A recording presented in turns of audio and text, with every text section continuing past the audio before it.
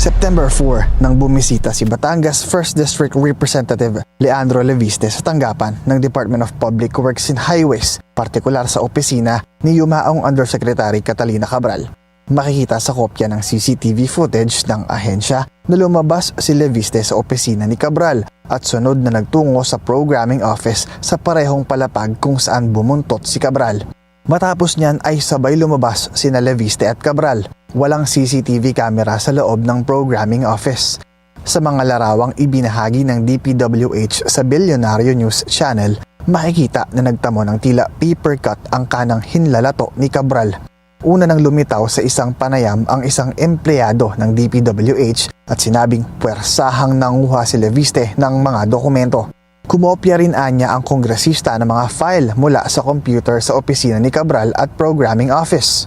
Hinahanap raw ng kongresista ang pangalan ng mga mambabatas na nasa GAA o General Appropriations Act 2025. Doon na umano nangyari ang pang-aagaw ni Leviste ng mga dokumento kay Cabral.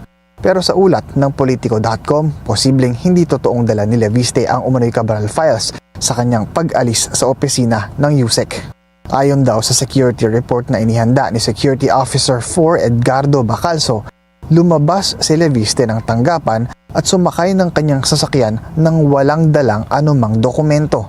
Kasama niya ang bodyguard na may dalang isang kahon ng pizza at sabay na umalis sa lugar, base sa witness na lobby guards ng DPWH.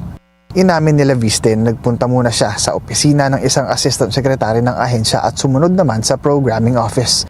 Pero itinanggi niya ang pang-aagaw. Ang kanya raw pagbisita sa ahensya ay may approval ni Public Works Chief Vince Dizon. Matatandaang una nang pinaratangan ng kongresista na sangkot si Dizon sa budget insertions ng flood control projects sa ilalim ng BCDA na minsan nang pinangunahan ng kalihim. Sa isang pahayag ngayong Martes, sinabi ng kalihim na matagal nang nilinaw ng BCDA na wala itong flood control projects.